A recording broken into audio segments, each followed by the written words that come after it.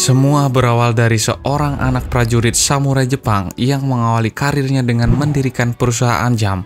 Namun, semua berjalan tidak sebagaimana mestinya. Ia bangkrut dan bekerja serabutan. Di tengah-tengah usahanya mencari pekerjaan, ia mendapatkan tawaran yang tidak hanya bisa membuatnya bertahan hidup, melainkan mampu mengubah nasibnya dan membuat namanya menggema di seluruh dunia.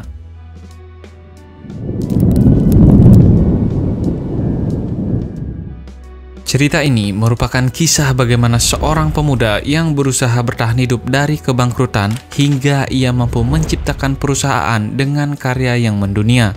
Dan bahkan, mungkin saat ini karya anak perusahaannya sedang terparkir di depan rumah kalian. Dan buat kalian yang baru menemukan channel ini, bisa support dengan klik tombol like, subscribe, dan apabila ada ide, saran, atau apapun itu, bisa langsung tulis di kolom komentar.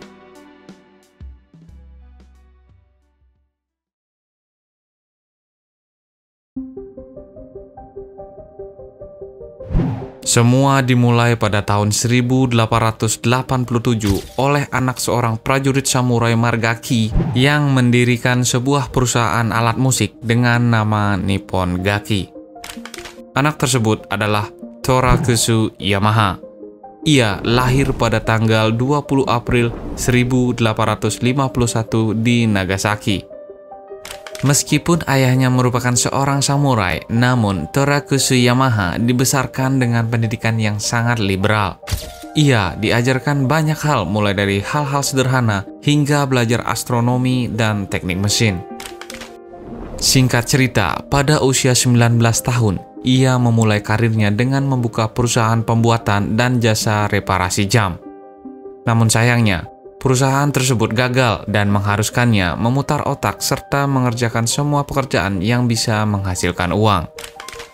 Pada suatu hari, sebuah sekolah di kota kecil Hamamatsu meminta Torakusu Yamaha memperbaiki barang berharga milik sekolah, yaitu berupa organ atau alat musik buatan Amerika. Pada awalnya, ia ragu karena ia sama sekali belum pernah membuat maupun memperbaiki alat musik. Namun, karena membutuhkan uang untuk bertahan hidup, ia akhirnya memberanikan diri untuk menerima tawaran tersebut, dengan harapan ia bisa memperbaiki barang berharga milik sekolah itu. Berbekalkan keterampilannya sebagai tukang reparasi jam, ia mulai membongkar dan mengamati bagian demi bagian dari alat musik tersebut.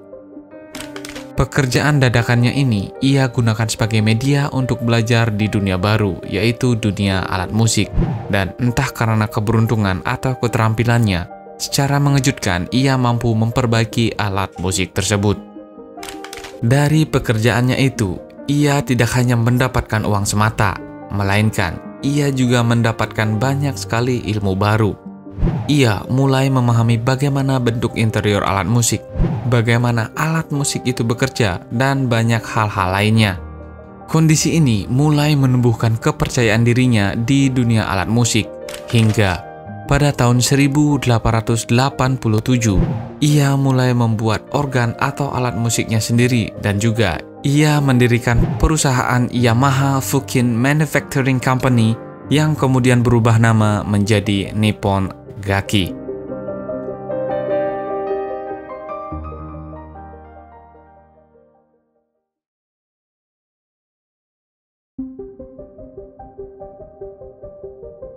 Setelah perusahaan Nippon Gaki beroperasi beberapa waktu, sang pendiri merasa memerlukan logo sebagai identitas perusahaannya.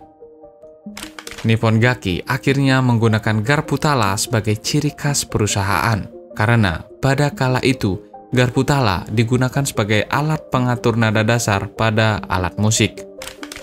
Berlanjut, pada tahun 1898, perusahaan ini menggunakan burung phoenix Cina yang menggigit garpu tala sebagai trademark perusahaan.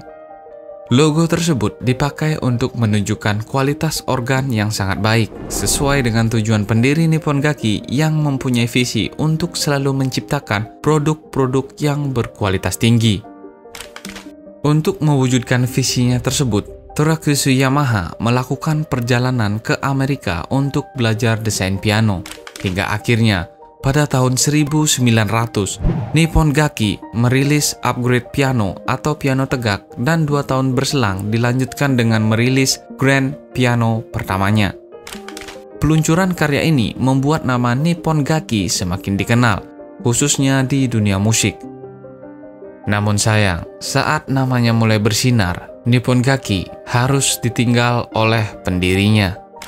Torakusu Yamaha meninggal dunia pada tanggal 8 Agustus 1916 di daerah Hamamatsu.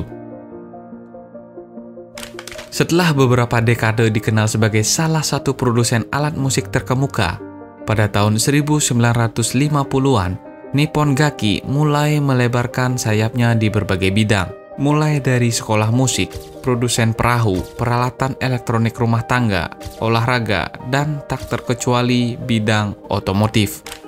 Untuk menunjukkan karakternya sendiri, tiap bidang tersebut menciptakan logonya masing-masing dengan masih mempertahankan garpu tala sebagai ciri khas perusahaan.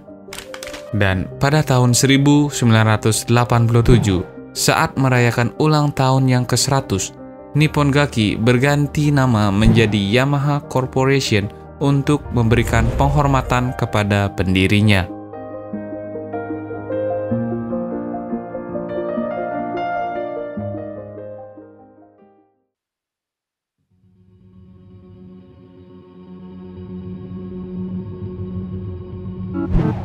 Setelah masyhur dengan alat musiknya, Yamaha mulai mengepakkan sayapnya di dunia otomotif.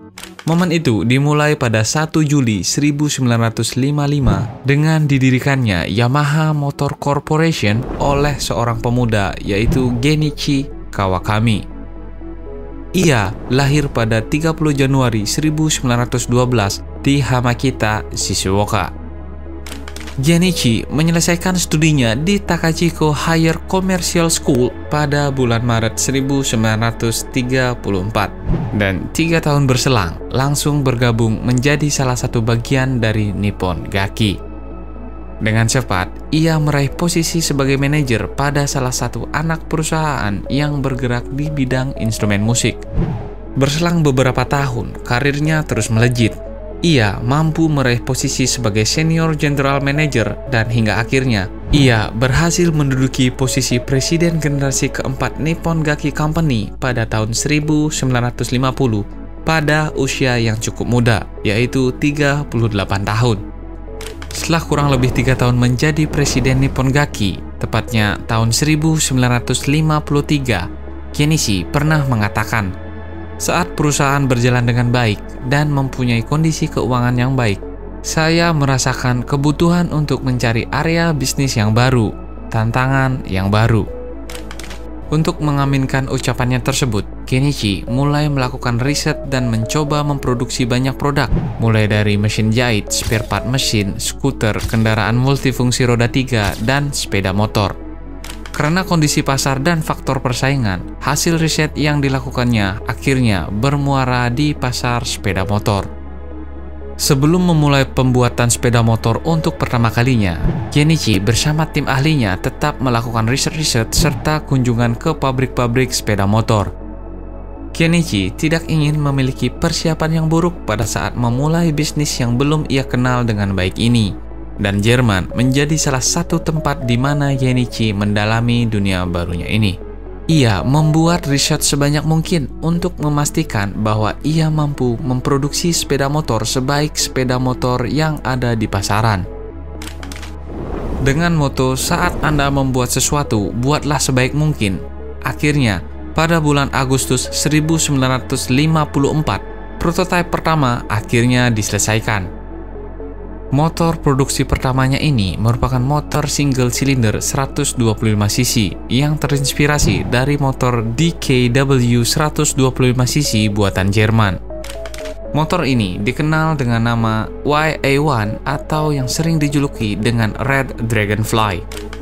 Kendaraan ini juga dilakukan tes endurance sejauh 10.000 km untuk memastikan bahwa kualitasnya adalah kualitas motor kelas atas.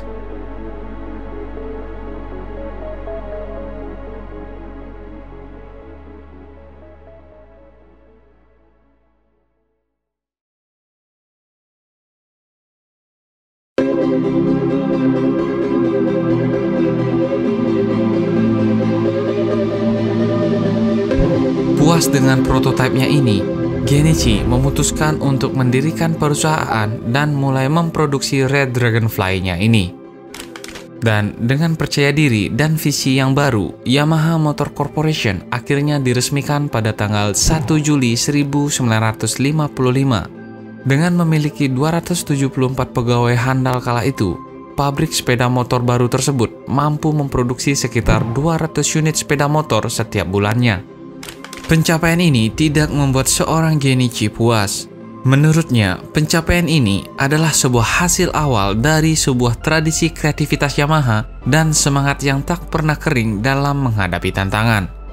Dan perkataan itu dibuktikan dengan diproduksinya motor 175 cc yang dilanjutkan dengan diproduksinya motor baru dengan 2 silinder yang mampu mengeluarkan kekuatan sebesar 20 horsepower.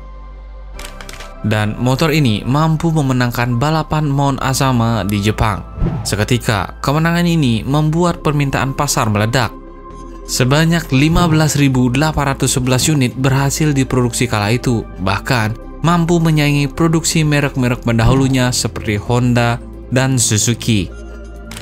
Sejak momen tersebut, Yamaha Motor Corporation berkembang dengan cukup pesat dan pada tahun 1959, Yamaha mulai memproduksi motor sport pertamanya yang dikenal sebagai YDS-1. Dan berkat motor sport ini, produksi motor Yamaha meningkat berkali-kali lipat, yaitu di tahun 1960, produksi motor Yamaha mampu menyentuh angka lebih dari 138.000 unit motor. Dan melihat perkembangan perekonomian dunia, khususnya Amerika Serikat yang cukup pesat kala itu, kondisi ini tidak disia-siakan oleh Genichi. Ia mendorong ekspor Jepang, khususnya di dunia otomotif, ke Amerika Serikat. Dan di tahun 1962, jumlah ekspor sepeda motor sudah mencapai 12.000 unit. Demikian pula untuk tahun 1963, kurang lebih sebanyak 36.000 unit. Dan puncaknya di tahun 1964, ekspornya mencapai 87.000 unit. Di tengah-tengah permintaan pasar yang membludak, perusahaan ini terus berkembang dengan menciptakan produk-produk barunya dan memproduksi hingga jutaan unit per tahunnya yang tersebar di seluruh dunia, termasuk Indonesia. Sekian video kali ini. Teruslah mencari makna, selalu bermakna untuk semua. Salam makna kita.